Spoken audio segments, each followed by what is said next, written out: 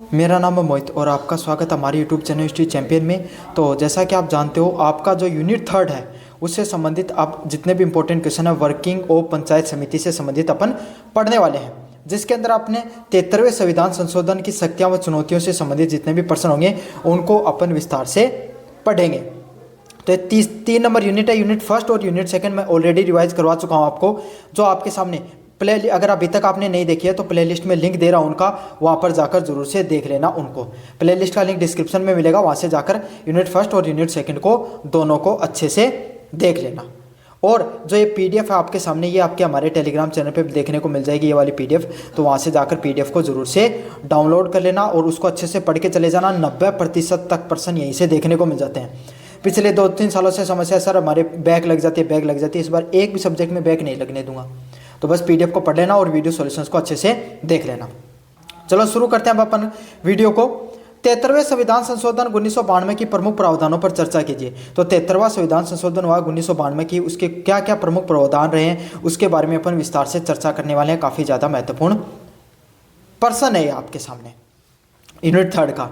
73वां संविधान संशोधन है वो 1992 में लागू हुआ है, जिसने पंचायती राज संस्थाएं हैं PRI, पंचायती राज जो इंस्टीट्यूशन है उसको आपके सामने संवैधानिक दर्जा प्रदान किया। 1992 से आज के समय जो आप ग्राम पंचायत देखते हो, पंचायत समिति देखते हो, तहसील स्तर की जो व्यवस्था देखते हो, ये भारतीय जो लोकतांत्रिक परंपराओं में ये नहीं देखने को मिलती थी। पहले आपके सामने जो लोकतांत्रिक परंपराओं की सबसे निचली परंपराओं में जो विधानसभा के चुनाव होते थे, विधानसभा के वही सबसे निचले स्तर के चुनाव होते थे। लेकिन उसके बाद में 73वां संविधान संशोधन 1992 में लागू किया गया, जिसमें ये विवेचना की गई कि भारत में ग्रामीण क्षेत्र में सबसे ज़्यादा लोग रहते हैं और शहरी क्षेत्र में भी लोग रहते हैं, तो उन्हीं लोगों का भी राजनीति में भागीदारी होना बहुत ज़्यादा ज़रूरी है। अगर वो लोग भी राजनीति से जुड़ाव महसूस करेंगे तो भारत में जो प्रगति है वो और ज़्यादा गतिशील होगी और भारतीय लोकतंत्र वह और ज़्यादा मजबूत होगा। तो इसी चीज़ को ध्यान में रखते हुए 73वां संविधान संशोधन 1992 की शुरुआत की गई। उसको भारतीय संविधान के जो संसद पटल है लोकसभा राज्यसभा में उसको रखा गया और उसको स्वीकृति मिलती है 1991 में और 1992 में उसको लागू कर दिया जाता है। और इससे क्या होता है, आपके सामने जो पंचायती राज संस्थाएं हैं उसको संवैधानिक दर्जा मिलता है। 2 प्रकार के दर्जे होते हैं आपके सामने, एक इंस्टीट्यूशन, वो संस्थाएं जो पहले से लोकतंत्र में हमारे संविधान के निर्माण किया गया उस समय थी, जैसे संसद, लोकसभा, राज्यसभा, विधानसभा, विधान परिषद जैसी संस्थाएं हैं। वो भारत की संविधान निर्माताओं ने अपने जब संविधान का निर्माण किया उसी समय डाल दिया गया था। लेकिन ग्राम पंचायत, पंचायत समिति और जो जिला परिषद जैसी जो संस्थाएं हैं उसको 73वें संविधान संशोधन में किया गया और उसके अंदर उनको संवैधानिक दर्जा मिलता है। इससे भारतीय लोकतंत्र के विकेंद्रीकरण की नींव को मजबूत किया। थोड़ा सा 1 मिनट आपका एक्स्ट्रा लूंगा और ये समझाऊंगा कि विकेंद्रीकरण क्या होता है। 2 प्रकार की परंपराएं होती हैं, एक होता है केंद्रीकृत परंपरा। केंद्रीकृत परंपरा कौन सी होती है आपके सामने, जहां पर जो राजशाही होता है ना, वहां पर क्या होता है, एक राजा होता है और उसी के नीचे अलग अलग प्रकार की जो संस्थाएं देखने को मिलती हैं, सारी शक्तियां राजा के हाथों में रहती हैं।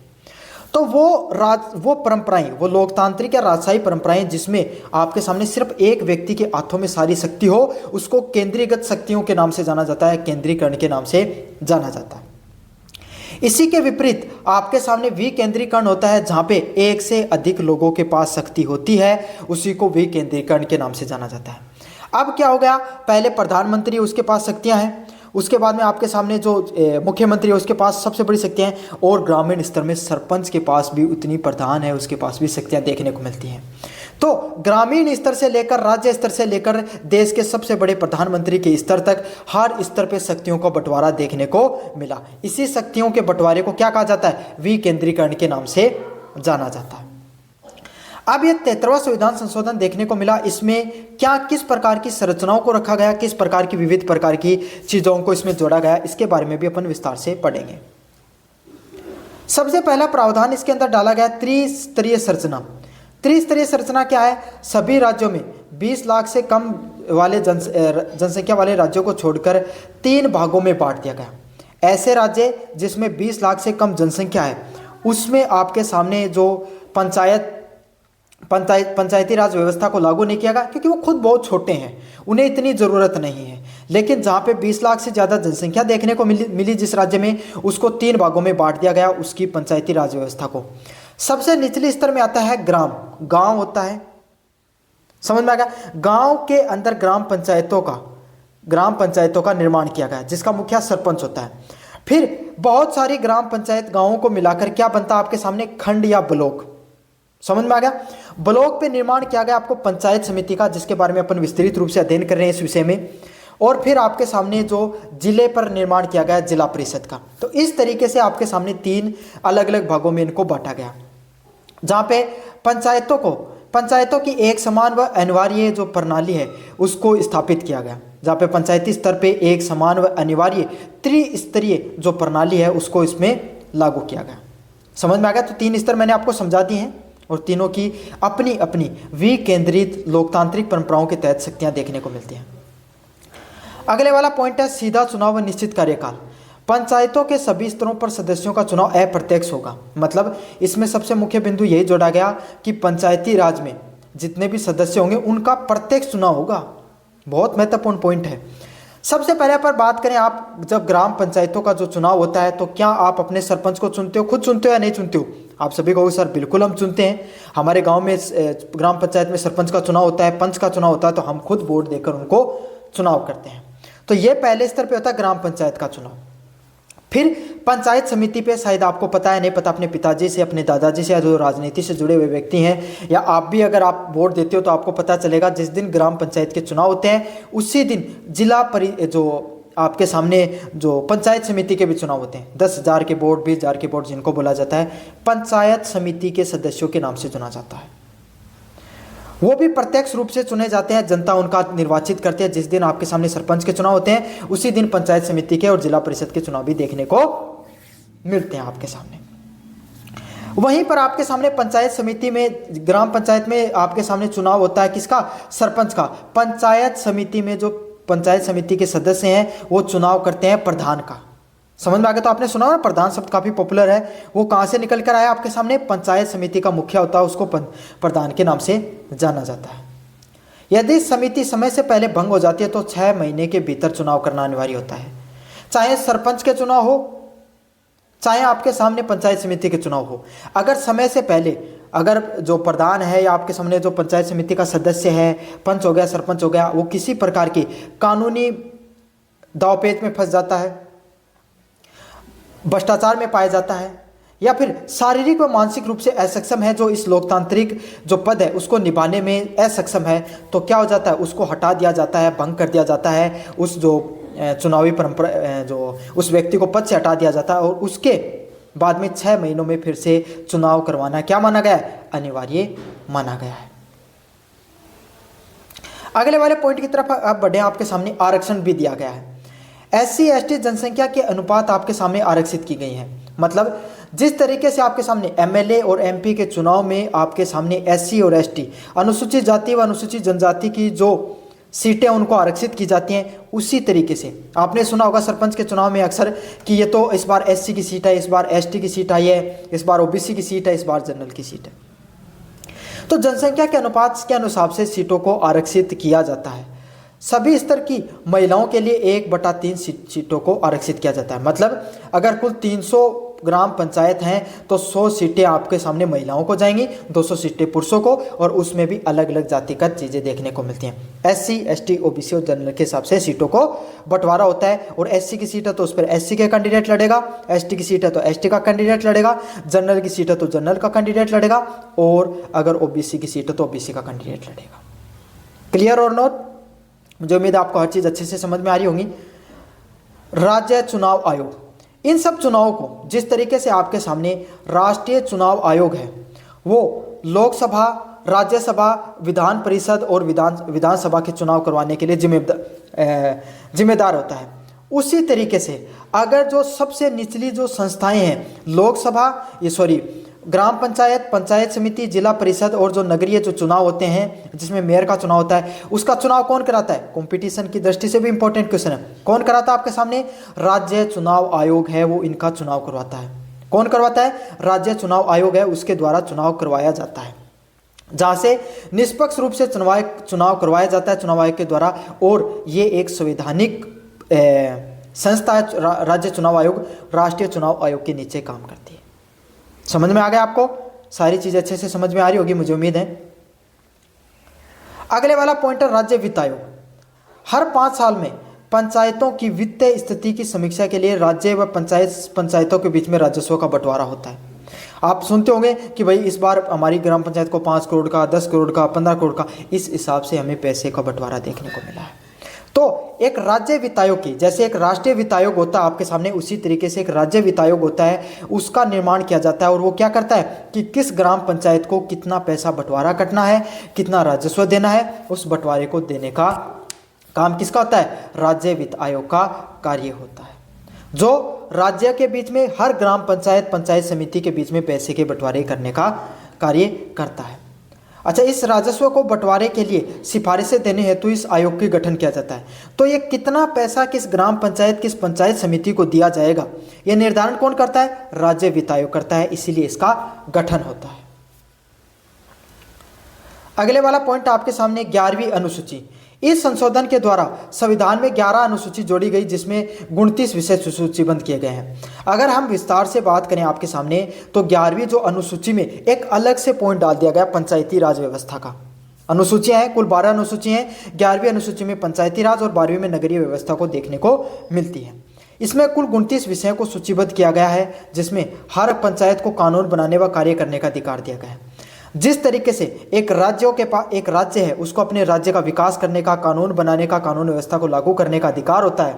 एक संघ पे जाएं, देश पे जाएं, तो एक प्रधानमंत्री के पास वो शक्तियां होती है। उसी तरीके से ग्राम पंचायत के सरपंच के पास ग्राम पंचायती में, पंचायती राज में आपके सामने जो वो पूरी शक्तियां दी गई, जिसमें उसके पास पूरी शक्तियां रहती है। पंचायतों के पास वो स्वायत्त संस्था हैं। सबसे बड़ी बात है कि स्वायत्त संस्थाएं जिनके पास खुद के कानून बनाने के, खुद के कार्य करने के अधिकार रहते हैं।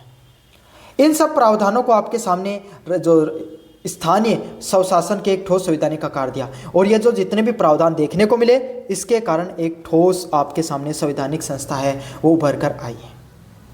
मुझे उम्मीद है आपको अच्छे से समझ में आ गया होगा।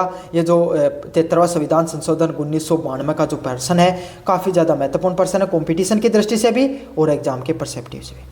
अच्छे से समझा दिया मैंने आपको। चैनल को अगर सब्सक्राइब नहीं किया तो बहुत बड़ी गलती कर रहे हो। चैनल को जोर से सब्सक्राइब कर देना, वीडियो को जोर से लाइक कर देना। धन्यवाद। मेरा नाम है मोहित और आपका स्वागत है हमारे यूट्यूब चैनल हिस्ट्री चैंपियन में। तो जैसा कि आप जानते हो, आपका जो पेपर होने वाला है वर्किंग ऑफ पंचायत समिति, पंचायत समिति के कार्य, उससे संबंधित मैं कंप्लीट रिवीजन करवा रहा हूँ। उसमें आपके समय अपन पढ़ रहे हैं यूनिट नंबर 3, और यूनिट नंबर 3 का जो सबसे महत्वपूर्ण पर्सन है, पंचायत समिति की शक्तियाँ एवं कार्य, पावर एंड फंक्शंस के विस्तार के बारे में अपन बात करेंगे। काफ़ी ज़्यादा महत्वपूर्ण पर्सन है। मैंने इस टॉपिक्स, इस सब पेपर से संबंधित सारे इंपॉर्टेंट क्वेश्चन पहले करवा रखे हैं। कहाँ पर? प्ले लिस्ट का लिंक डिस्क्रिप्शन में दे रहा हूँ। उस प्ले लिस्ट में सारे वीडियोज़ आपको मिल जाएंगे। अगर आपने नहीं देखे हैं तो जाकर देख लीजिए। साथ के साथ आपको क्या करना है, ये PDF है, टेलीग्राम चैनल पर मिल जाएगी। सभी बच्चे टेलीग्राम चैनल को जोर से ज्वाइन कर लो, वहाँ पर ये PDF फ्री में देखने को मिलेगी आपको सामने। वर्किंग ऑफ पंचायत समिति 4th सेमेस्टर के नाम से PDF पड़ी हुई है। साथ के साथ सभी बच्चों से अनुरोध है, 90% बच्चे आप वीडियो देख लेते हो लेकिन चैनल को सब्सक्राइब नहीं करते हो। ऐसा बिल्कुल नहीं करना है। आपको वीडियो को जरूर से लाइक करना है और चैनल को जरूर से सब्सक्राइब कर देना है। तो चलो शुरू करते हैं अपन वीडियो को। पंचायत समिति के शक्तियों और कार्यों का मुख्य उद्देश्य ब्लॉक स्तर पर प्रभावी शासन को, विकास को बढ़ावा देना है। अगर अपन विस्तार से देखें आपके सामने, पंचायत समिति के कार्यों की बात करें और शक्तियों की बात करें, तो इनका मुख्य उद्देश्य क्या है। अपन बहुत गहराई में जाते हैं तो अपन को समझ में आती है पंचायत समिति के जो मुख्य शक्तियाँ वो कार्य हैं वो क्या है। ब्लॉक स्तर पे जो आप ब्लॉक स्तर देखने को मिलता है, जो खंड होता है, मैंने बताया था ना, छोटी छोटी गाँवों को मिलकर ग्राम पंचायत बनती है, और जो अलग अलग प्रकार की जो 30, 40, 50, 60 ग्राम पंचायतों को मिलाकर एक खंड, एक ब्लॉक का निर्माण होता है। और ब्लॉक पर निर्माण किसका किया जाता है?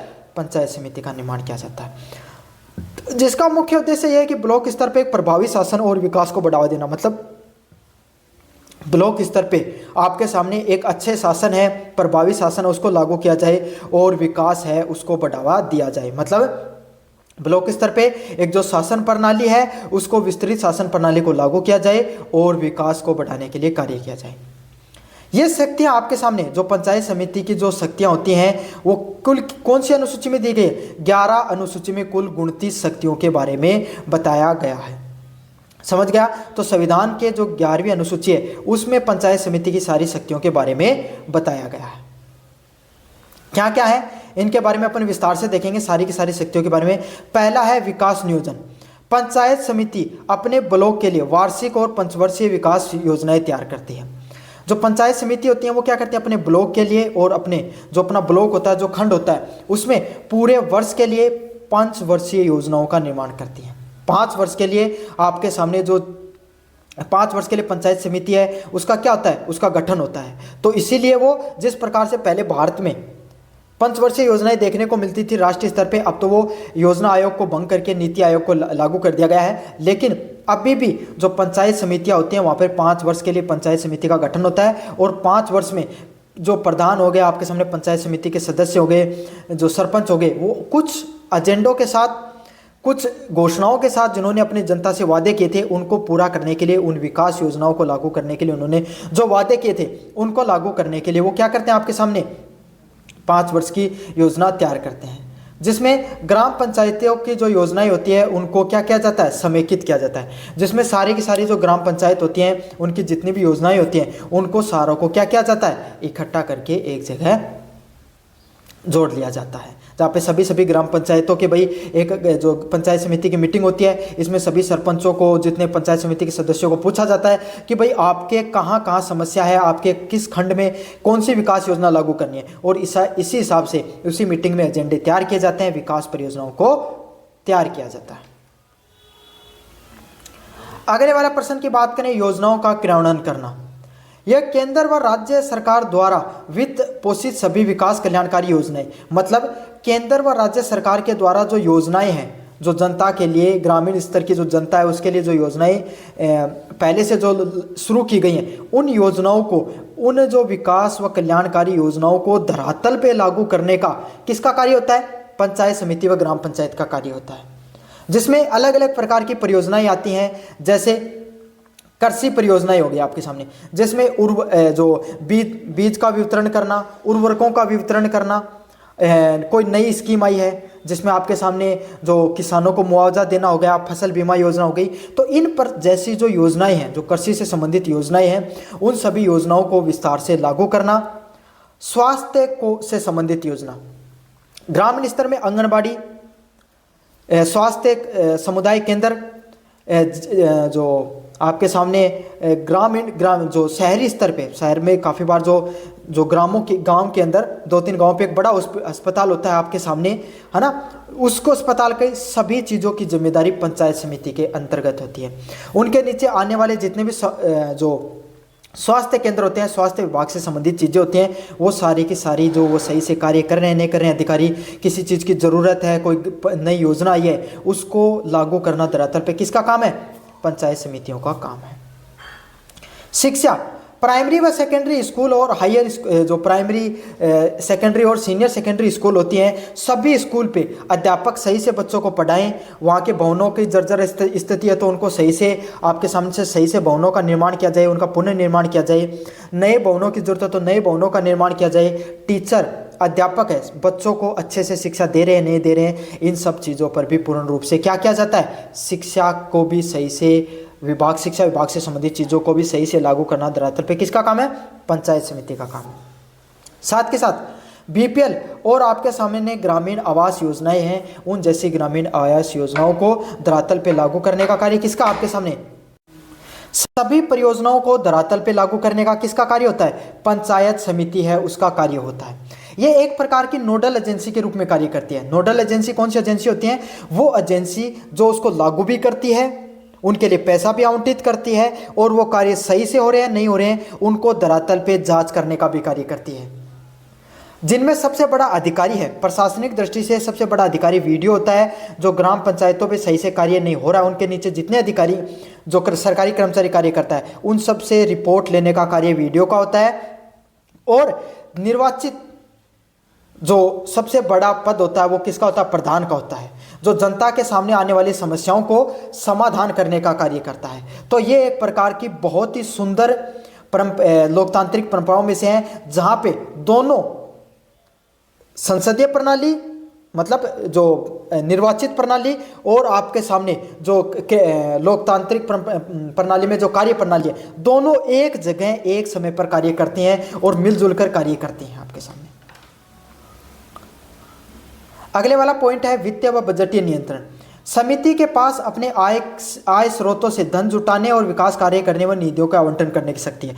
सबसे खूबसूरत बात इसकी इस एजेंसी की, पंचायत समिति की, ये भी है कि ये सरकार से तो इसको अनुदान मिलता ही मिलता है, सरकार तो पैसे देती है, लेकिन इसके अलावा ये क्या कर सकते हैं, खुद के क्षेत्र के अंतर्गत आने वाला कोई मेले लग रहे हैं, कोई पट्टा का आवंटित हो रहा है, कोई लाइसेंस जारी करना, कोई पैसे पर निवेश करना, कोई भूमि पड़ी हुई है उस पर भवनों का निर्माण करके उसको किराए पर देना, ये खुद से भी धन स्रोत को जुटा सकते हैं और जो आ रहा पैसा उसको सरकार के देने की बजाय खुद अपने विकास कार्यों पर लगा सकते हैं। इसीलिए ये एक प्रकार की स्वायत्त संस्था के रूप में भी इसको जाना जाता है।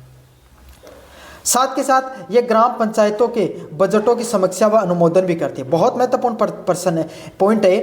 जो ग्राम पंचायत होते हैं उसमें सरपंच के द्वारा, उसमें जो सरकारी कर्मचारी होता है ग्राम सेवक, वो उनको कितना बजट आवंटित किया गया, जैसे सड़क बनाई गई 30 लाख रुपए की और सरपंच ने क्या किया 20 लाख रुपए की बना दी और 10 लाख रुपए उसने कहीं भ्रष्टाचार कर दिया, तो वो पैसा सही जगह पे लगा या नहीं लगा है, उसको जो बजट है उसकी समीक्षा करने का कार्य कौन करते हैं आपके सामने, ये वित्त है। और जो बजट नियंत्रण की जो संस्था होती है कौन, पंचायत समिति।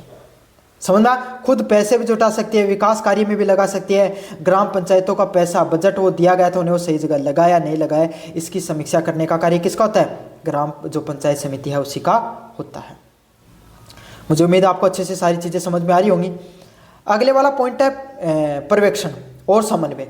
ये अपने अधिकार क्षेत्र में आने वाली ग्राम पंचायतों को कार्य का पर्यवेक्षण करती है। क्या करते हैं आपके सामने, इनके नीचे जितनी ग्राम पंचायत आ रही हैं उनमें सड़क निर्माण हो गया, साफ सफाई हो गई, जो ग्राम पंचायतों जितने भी कार्य होते हैं आपके सामने, भवन निर्माण हो गया, इसके लिए पैसा आवंटित किया जाता है, मनरेगा का पैसा हो गया, वो सही से लागू हो रहा है नहीं लागू हो रहा है, धरातल पे उसका सुपरविजन किया जाता है। मतलब जैसे मनरेगा है, मनरेगा का जितना मतलब मनरेगा के लिए समझ लो जो किसी ग्राम पंचायत को 10 लाख रुपए दिए गए, तो 10 लाख रुपए वो सही से धरातल पे लागू है नहीं लागू है वो देखा जाता है, उसके बाद उसका बजट है वो आगे आवंटित किया जाता है। तो ना सिर्फ ये उनकी समीक्षा करती है, समीक्षा अलग चीज है। समीक्षा क्या होती है, देखना कि कहीं गलती तो भ्रष्टाचार तो नहीं हो रहा है। और पर्यवेक्षण मतलब क्या होता है आपके सामने, वहां पर जाकर धरातल पे जाकर जिस समय कार्य चल रहा है उस समय जाकर देखो कि वो सही से हो रहा है नहीं हो रहा, उसको पर्यवेक्षण के नाम से बोला जाता है। और समीक्षा जो काम हो चुका है उसके बाद में उसकी समीक्षा करना कि वो सही हुआ है गलत हुआ, उसको समीक्षा बोला है। दोनों में अंतर है लेकिन दोनों ही काम पंचायत समिति के अंतर्गत आते हैं, ताकि वे कुशलता और नियमों के अनुसार कार्य हो सके। ग्राम पंचायत वो सही से कार्य कर सके, नियमों के अनुसार कार्य कर सके, इसीलिए सब चीजें किया जाता है। अलग अलग प्रकार के जो आपके सामने सरकारी विभाग हैं, कृषि स्वास्थ्य के जो स्वास्थ्य अधिकारियों के बीच में समन्वय स्थापित करने का कार्य होता है। यह क्या करते हैं, अलग अलग प्रकार के जो सरकारी विभाग हैं जैसे जिसमें कृषि स्वास्थ्य से संबंधित अधिकारी हैं उनके बीच में समन्वय स्थापित करने का भी कार्य किया जाता है।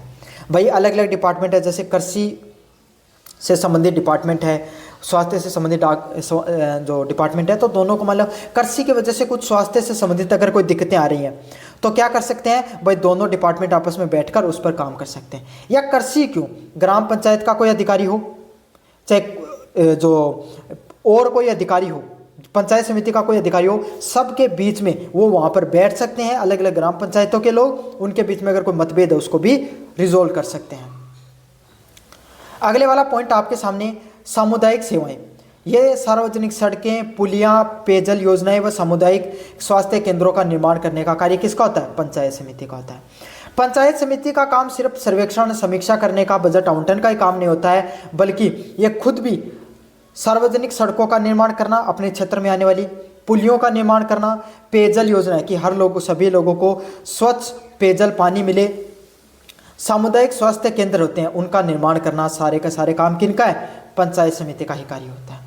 साथ के साथ जितनी भी सामुदायिक संस्थाएं हैं जो आपके सामने चाहे सड़क हो गई, चाहे आपके सामने विद्यालय भवन हो गए, चाहे आपके सामने स्वास्थ्य के केंद्र हो गए, चाहे ग्राम पंचायत केंद्र हो गए, आंगनबाड़ी केंद्र हो गए, जितने भी सरकारी संस्थाएं हैं जो उनके भवन हैं उनका देखरेख, उनके फर्नीचर का देखरेख करने का काम किसका होता है?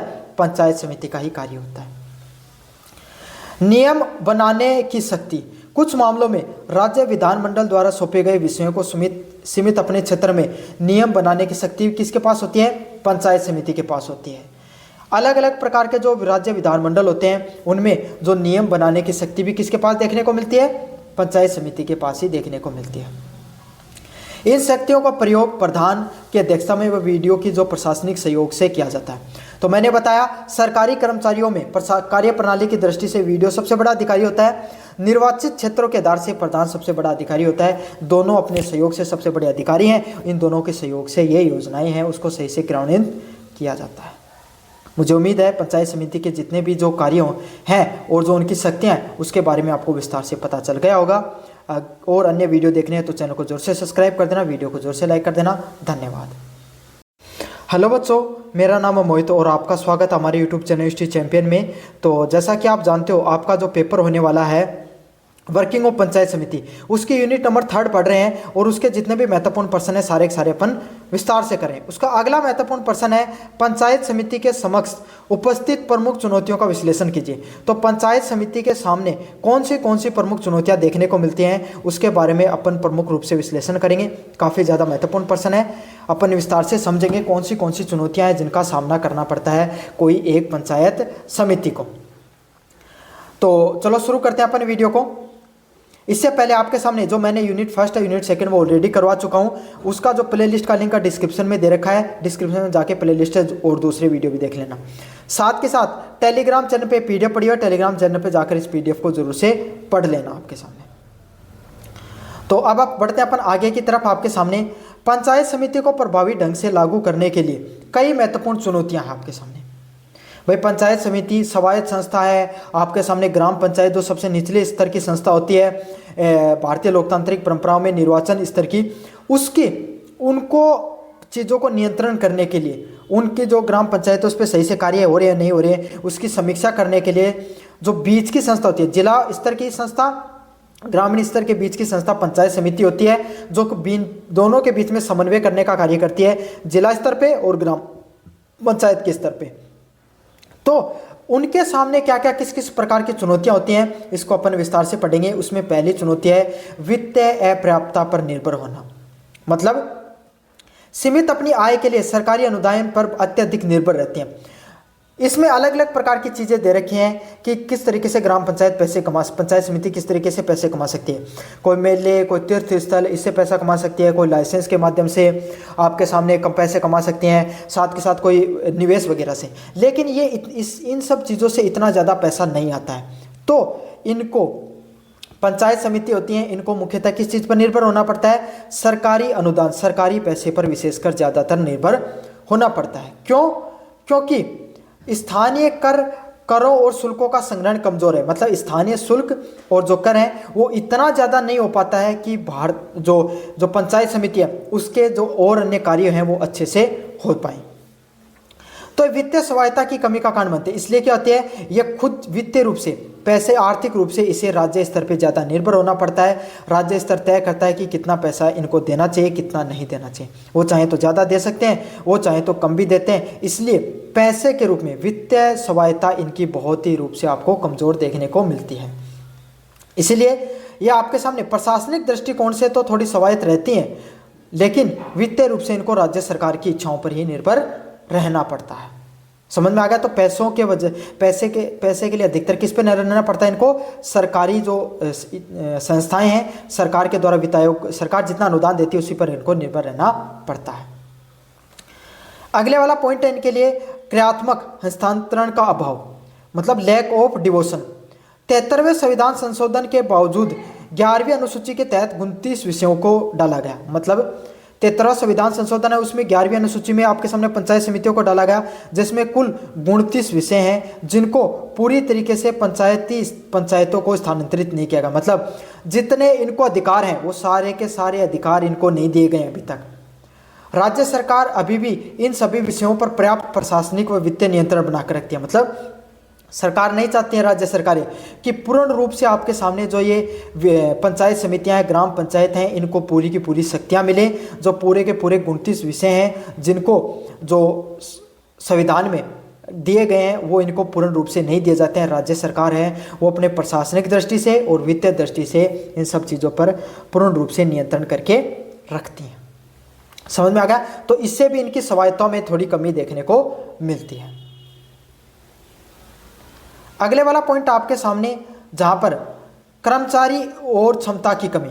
पंचायत समितियों के पास अक्सर पर्याप्त व प्रशिक्षित और योग्य कर्मचारी नहीं हो पाते हैं। मतलब पंचायत समितियां होती हैं, उनके पास क्या होता है, पर्याप्त मात्रा में परीक्षण किए हुए और योग्य कर्मचारी बिल्कुल भी नहीं देखने को मिलते हैं। जैसे तकनीक, स्टाफ व लेखाकार की कमी देखने को मिलती है। क्या देखने को मिलता है, जो स्टाफ है वो भी पूर्ण रूप से क्या रहता है, परीक्षित नहीं रहता है, योग्य कर्मचारी नहीं रहते हैं। पर्याप्त रूप से आपके सामने जो कर्मचारी हैं जो अच्छे से कार्य कर सके वैसे योग्य कर्मचारियां नहीं रहते हैं। इसीलिए जो सबसे जटिल योजनाएं होती हैं, जो मुश्किल व जटिल योजनाएं होती हैं और उनके वित्तीय रिकॉर्ड रखने का कुशलता का अभाव होता है। मतलब जो जटिल योजनाओं को, जो सरकार की मुश्किल योजनाएं हैं जिसके लिए पढ़े लिखे योग्य कुशल कर्मचारी चाहिए, उतने कुशल कर्मचारी सरकारी विभाग में होते नहीं हैं। इसीलिए इन जो योजनाएं होती हैं इनको धरातल पे लागू करना मुश्किल होता है। और जो वित्तीय रिकॉर्ड होता है, पैसे का जो रिकॉर्ड होता है उसको रखने में, उसका रख रखाव में भी काफ़ी बार क्या है, अनियमितता पाई जाती है। और इसी जो अनियमितताओं का कुछ लोग हैं, कुछ राजनीतिक फायदा भी उठाया जाता है। इसी के कारण यहाँ पर काफ़ी मात्रा में भ्रष्टाचार भी देखने को मिलता है। अगला पॉइंट आपके सामने, स्थानीय स्तर पर चुनाव के कारण तीव्र राजनीति भी देखने को मिलती है। सबसे छोटे स्तर पे आपके सामने ग्राम पंचायती चुनाव से जुड़े हुए रहते हैं, तो लोग आपस में जानकार रहते हैं, सभी एक दूसरे को जानते हैं, तो काफ़ी ज़्यादा राजनीति यहाँ पर देखने को मिलती है। सबसे ज़्यादा तीव्र राजनीति यहाँ पर देखने को मिलती है। जाति गुट आधारित राजनीति का उदय होता है। इस कारण क्या होता है, आपके सामने जातिगत आधार पर राजनीति देखने को मिलती है।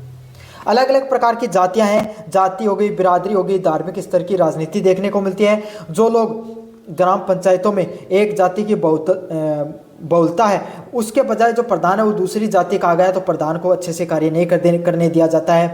अगर वो वीडियो है, अगर वो और दूसरी जाति का है, तो वहाँ पर राजनीतिक वजह से उसको भी आपके सामने धार्मिक कारणों की वजह से उसको भी कार्य करने में बाधा पहुँचाई जाती है। फायदे भी हैं इस चीज़ के, लेकिन नुकसान भी है। काफ़ी बार जो राजनीति है वो इतने स्तर पे हो जाती है, तुच्छ स्तर पे पहुंच जाती है कि जो प्रशासनिक रूप से जितने कार्य होने चाहिए वो नहीं हो पाते हैं।